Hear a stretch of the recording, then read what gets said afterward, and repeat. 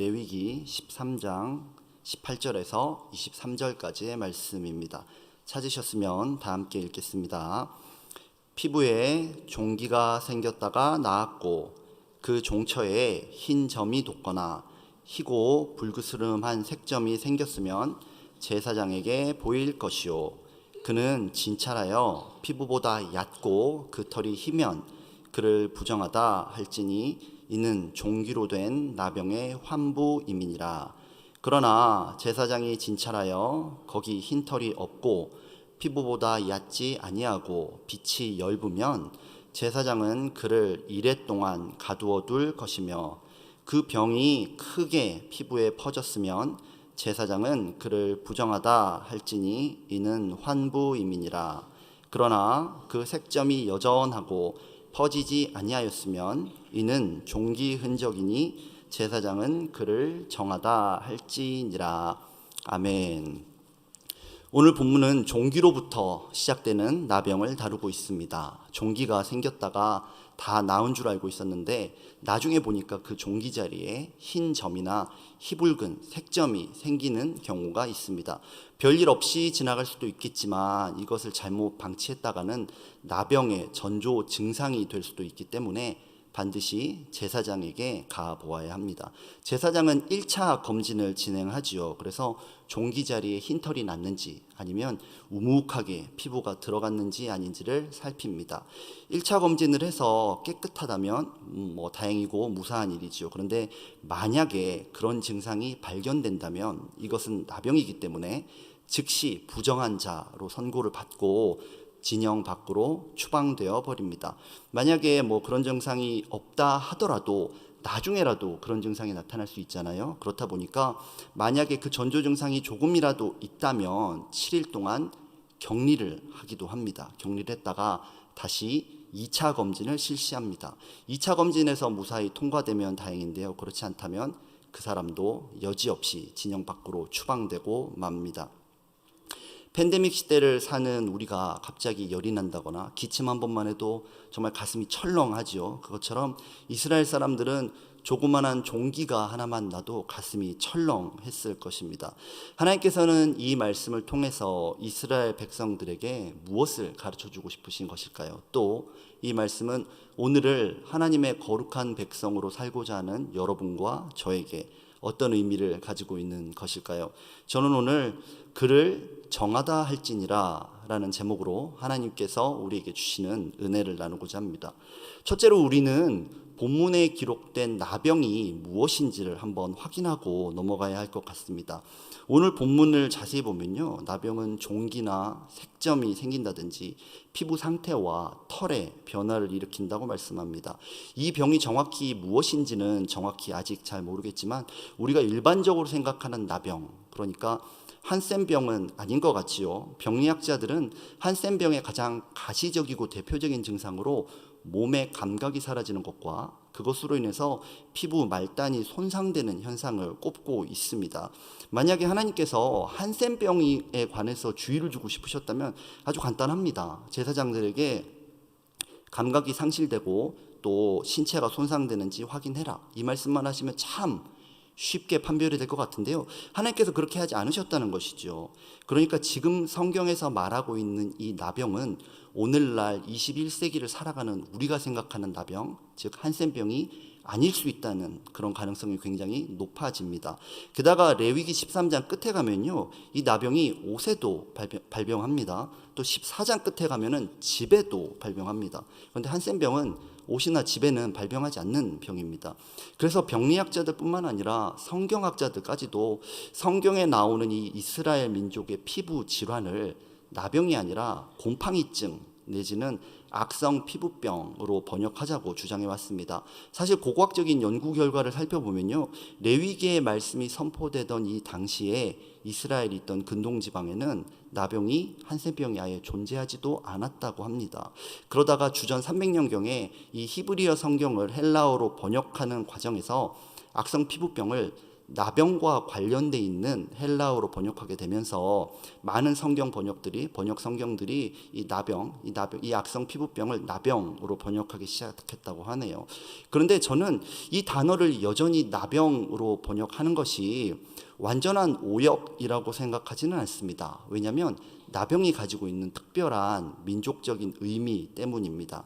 그래서 둘째로 이 나병이 지닌 독특한 의미를 한번 확인해 보면 좋겠습니다. 하나님께서는 왜 여러 질병들 가운데 특별히 이 나병에 관해서만 이렇게 자세하게 말씀하고 계신 것일까요? 이 질문에 답하기 위해서는 우리가 먼저 그 시대 이스라엘 사람들이 나병을 어떻게 인식했는지를 성경적으로 검증해 보는 것이 좋겠다고 생각합니다. 성경에서 이 악성 피부병에 가장 먼저 걸렸던 사람은 모세입니다. 하나님께서 이스라엘 백성을 구원하시기 위해서 모세를 애굽으로 파송하실 때 보여주셨던 기적 중 하나가 바로 이 나병입니다. 출애굽기 4장 6절 말씀을 우리 다 함께 읽어보겠습니다. 여호와께서 또 그에게 이르시되 내 손을 품에 넣으라 하시매 그가 손을 품에 넣었다가 내어보니 그의 손에 나병이 생겨 눈같이 된지라. 아멘. 눈같이 되었다고 설명하고 있네요. 그 다음으로 또 나병에 걸렸던 사람은 모세의 누이 미리암이었습니다. 미리암은 광야에서 모세의 권위에 도전하다가 하나님의 벌을 받았어요. 나병에 걸렸죠. 순식간에 미리암의 몸에 나병이 들었는데 그 모습을 아론이 보고 이렇게 묘사하면서 슬퍼합니다. 민수기 12장 12절 말씀을 읽어보겠습니다. 그가 살이 반이나 썩어 모태로부터 죽어서 나온 자 같이 되지 않게 하소서. 아멘. 이 두 기록을 볼 때 악성 피부병은 피부가 하얗게 변하는 질병인데요.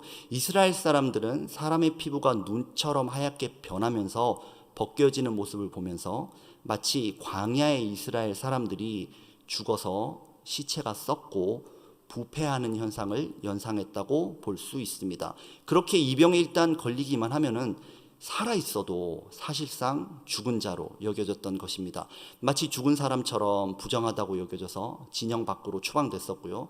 장례 중에 있는 사람처럼 옷을 찢고 머리를 풀어 헤치고 다녀야 했습니다. 생물학적으로는 살아있는데요. 인격적으로는 이미 사망 선고가 내려진 것입니다. 이 사망 선고에 관해서 오늘 본문 20절은 그는 진찰하여 피부보다 얕고 그 털이 희면 그를 부정하다 할지니 라고 말합니다.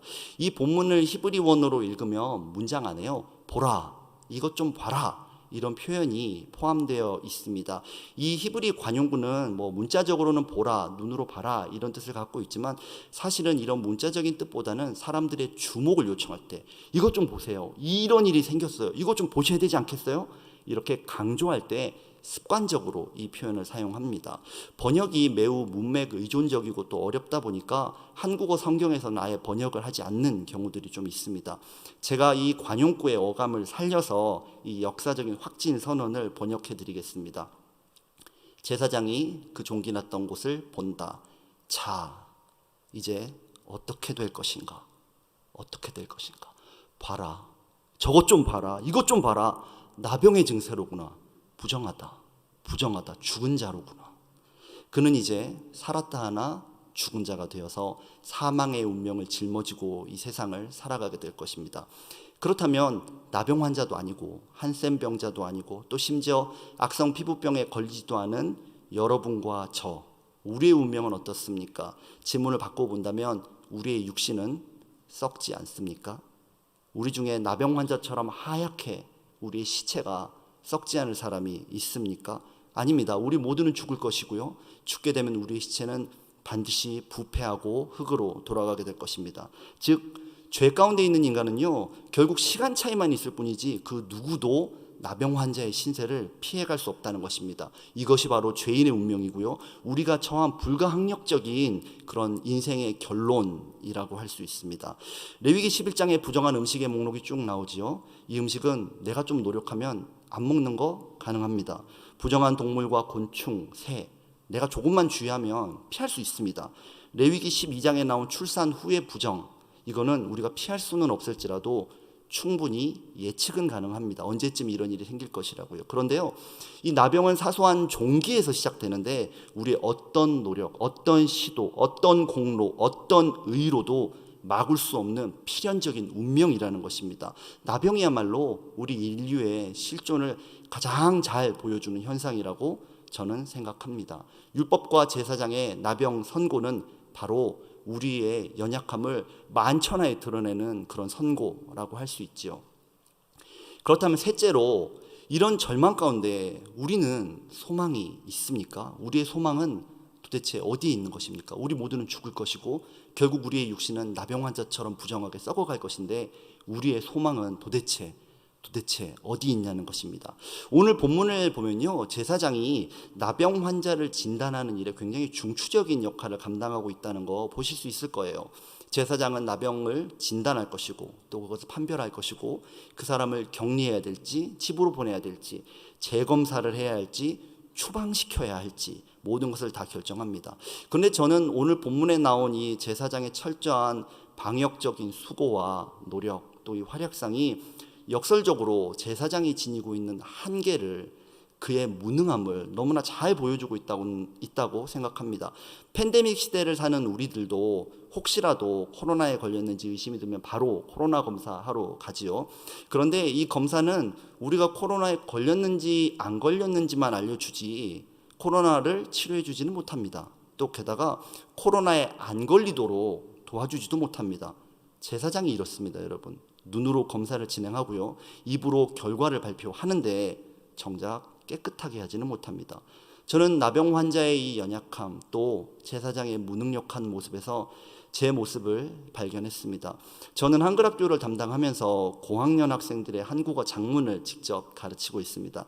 그러다 보니까 학생들과 이런저런 주제로 토론을 참 많이 합니다. 지난 학기에는 백신 접종의 타당성, 이렇게 어려운 주제를 가지고 학생들과 토론을 했던 기억이 나네요. 이런 사회적인 현안을 놓고 학생들과 토론을 하다 보면은 자연스럽게 학생들이 공립학교에서 겪고 있는 자신들의 고충을 이야기할 때가 있어요. 한 학생은 공립학교에서 낙태를 반대하는 발언을 했다가 친구들로부터 여성의 자율권과 인권을 침해했다라는 맹렬한 비난을 받았다고 합니다. 그 학생은요, 낙태를 할 수밖에 없는 여성들의 아픔을 충분히 이해하지만 그렇다고 해서 생명을 죽일 수 있는 권리가 여성에게 있다는 말에 도무지 동의할 수가 없었다고 합니다. 요즘 학생들은요, 치킨버거 가게인 파파이스와 치필레 중에서 어느 것을 먹어야 할까, 이것을 놓고 아주 열띤 논쟁을 벌이고 있습니다.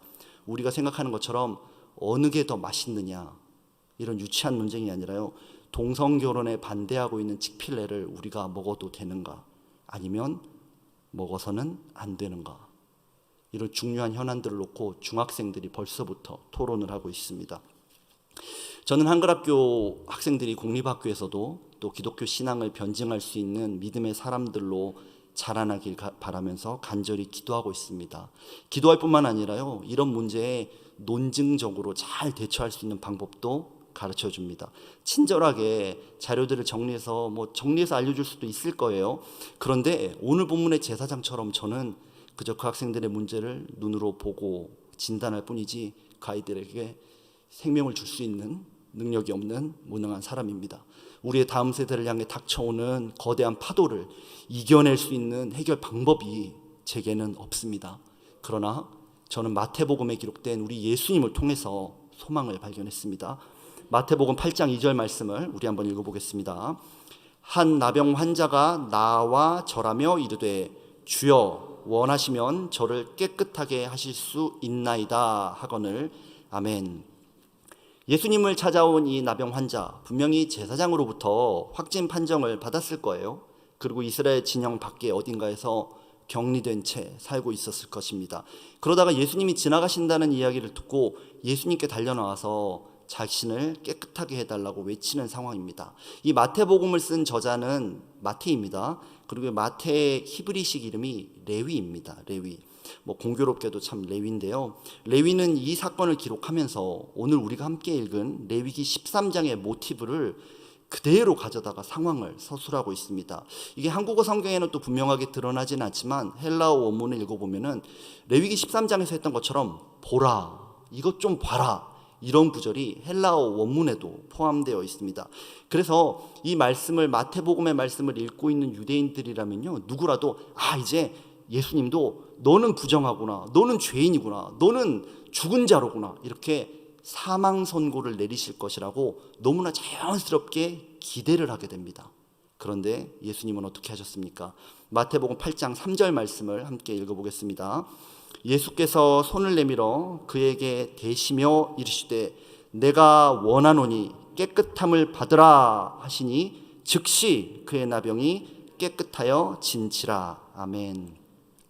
저는 여기서 우리가 낫고 회복되기를 원하는 예수님의 선하심을 봅니다. 그리고 깨끗하게 하실 수 있는 예수님의 능력도 발견합니다. 그러나 무엇보다도 감동적인 것은요, 예수님께서 손을 내밀어서 그 나병 환자에게 손을 대시고 접촉하셨다는 사실입니다.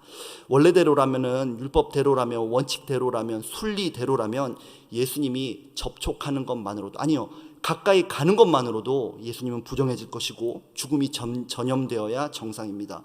제사장은 그렇기 때문에 멀리서 눈으로 보고 확진 판정을 했던 것이죠. 그런데 우리 예수님은 그 나병 환자 가운데 가셔서 직접 아픈 자를 만지시고 그 고통에 함께 하시면서 이렇게 말씀하셨습니다. 깨끗함을 받으라. 이렇게 선언해 주신 우리 좋으신 주님이심을 믿으시기 바랍니다. 저는 예수님께서 우리를 향해서도, 또 우리의 다음 세대를 향해서도, 여러분의 직장과 사업과 가정, 여러분의 건강과 같은 이런 모든 문제를 향해서 이렇게 선포해 주시기를 기도하고 있습니다. 깨끗함을 받으라. 죽었다고 살아날지어다. 여러분들의 삶에 그런 역사가 일어날 줄 믿습니다. 제가 다음 세대 학생들을 향해서 할 수 있는 일 없습니다. 그저 확진 판정을 해주는 것 외에 제 수준은 그것을 넘어설 수가 없더라고요. 그러나 우리의 다음 세대가 예수님을 만나고 예수님과 접촉하게 되면 어떻게 될까요? 예수님이 원하노니 깨끗함을 받으라. 살아날지어다. 저는 이제 말씀을 맺고자 합니다. 2021년 우리 참 많은 아픔을 겪었죠. 사업이 곤란에 처한 분도 있었을 것입니다. 자녀의 방황으로 남몰래 눈물 흘린 그런 분들도 있으시죠. 나의 건강, 또 가족의 건강 문제를 놓고 기도로 밤을 지새운 그런 분도 있을 것입니다. 심지어 사랑하는 가족을 먼저 보내야 했던 그런 분도 있을 것입니다. 그러나 우리가 이런 모든 절망적인 상황 속에서도 소망을 품을 수 있는 단 한 가지의 명확하고도 확실한 근거가 있습니다. 그것은 바로 구원자 예수 그리스도께서 우리와 함께 하시고 우리와 접촉하시고자 이 땅에 오셨다는 기쁜 소식이 있기 때문입니다. 그분은 우리의 아픔과 문제, 슬픔과 고통, 우리가 도무지 해결할 수 있는 이 모든 것들을 해결하시고 우리가 절대로 벗어날 수 없었던 나병 환자 신세, 그 사망을 정복하여 주신 위대한 그리스도 구주 예수님이시기 때문입니다. 오늘도 우리가 성탄의 그리스도, 믿는 도리의 대제사장 되신 우리 예수님의 말씀, 내가 원하노니 깨끗함을 받으라, 이 말씀 가운데 소망을 얻고 또 능력을 얻는 우리들이 되기를 기도합니다. 다 함께 기도하겠습니다. 주님 감사합니다. 주님은 사망을 정복하시고 우리 아픔을 정복하시고 우리에게 참 구원을 주시기 위해서 임마누엘로 이 땅에 오셨습니다. 결코 깨끗하다고는 할 수 없는 마국간 말구에 오신 주님, 그 주님이시기 때문에 우리는 주님께서 나병 환자 같은 우리의 삶에도 찾아오시고 우리와 접촉하시며 깨끗함을 주실 줄로 믿습니다. 우리의 삶을 향해서 오늘도 동일하게 명령하여 주시옵소서. 그리하여서 우리가 오늘 예수님의 능력으로 우리 주님의 영광을 드러내고 예수님의 능력으로 참된 거룩한 백성으로 살아갈 힘과 용기를 얻게 하여 주옵소서. 모든 것에 감사드리며 예수님의 이름으로 기도합니다. 아멘.